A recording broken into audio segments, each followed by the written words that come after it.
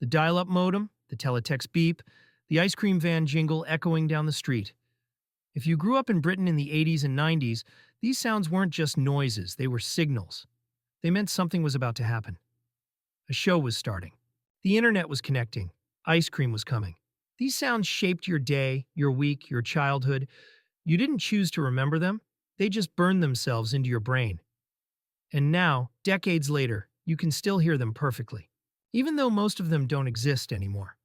If you enjoy rediscovering the Britain we grew up in, make sure to like this video and subscribe, because we're about to count down 20 sounds that defined British childhood in the 80s and 90s. Some will make you smile, others will send shivers down your spine, and a few, you'll hear them in your head for the rest of the day. Let's start with number 20, the ice cream van jingle. You'd be playing in the garden, watching telly, doing homework, and then you'd hear it. Faint at first, then louder. The tinny, repetitive tune of an ice cream van approaching. Green sleeves. Match of the day. Popeye the Sailor Man. Whatever the tune, it meant one thing. Drop everything, find your mom, beg for 50 pence, and run. Because if you missed it, that was it. No ice cream. The van wouldn't come back. It was a race against time, and the jingle was your starting gun.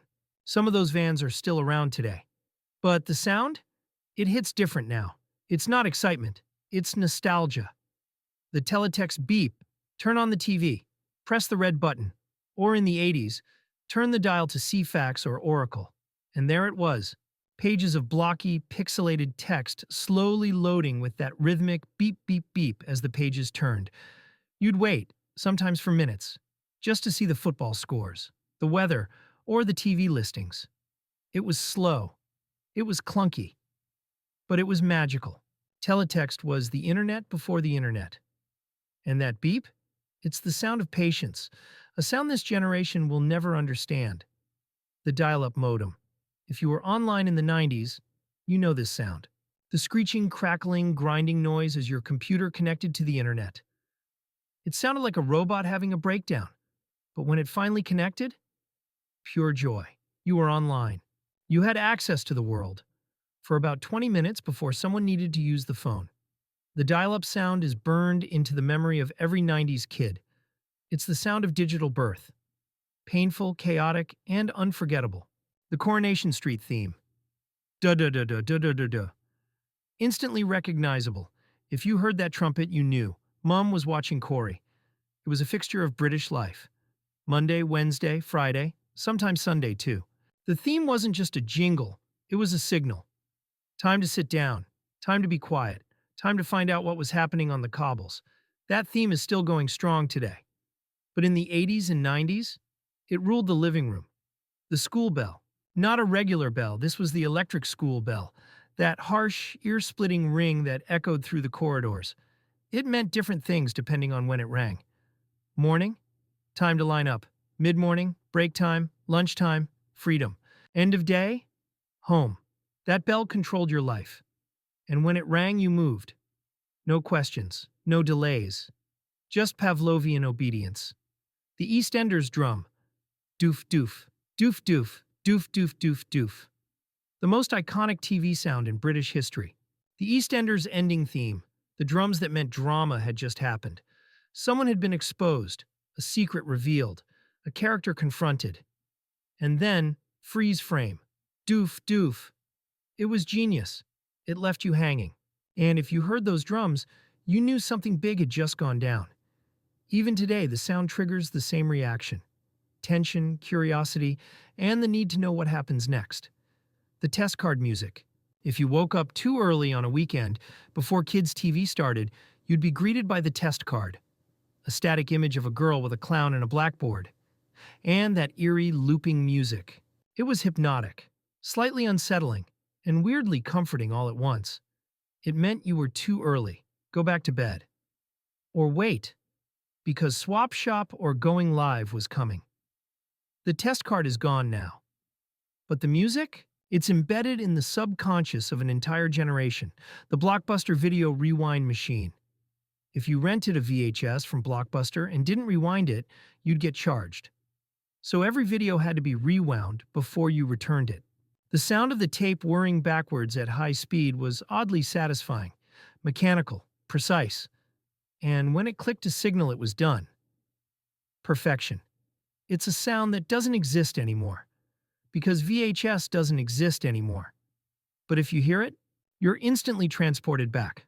The Speak and Spell. The robotic, slightly creepy voice of the Speak and Spell toy. Spell, cat, C-A-T, correct. It was educational, it was fun, and it sounded like a malfunctioning alien. Every 80s kid had one, or knew someone who did. The voice was unforgettable, stilted, synthetic, oddly charming. It's the sound of early electronics trying their best. The teletext page turning noise, similar to the beep, but this was the clunk, clunk, clunk of pages flipping on teletext. You'd wait for page 302 to load, watching the counter tick up. 299, 300, 301, 302.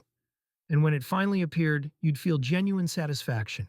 It was the sound of digital patience, something today's instant gratification world will never know. The Acorn/BBC Micro startup beep.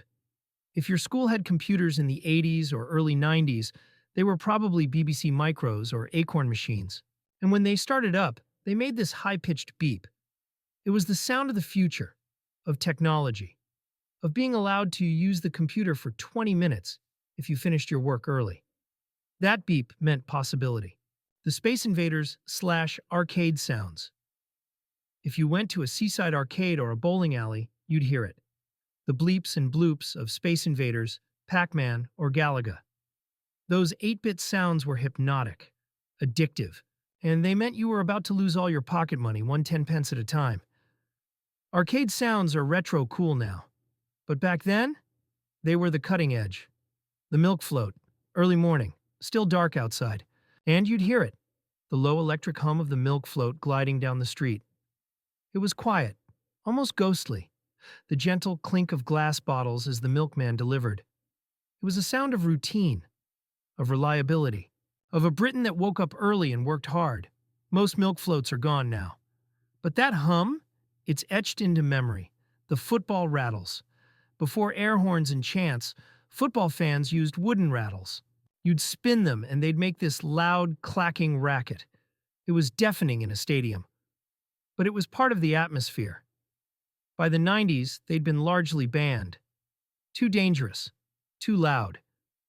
But for those who heard them, they were the sound of pure, raw football passion. The CFAX FastText click.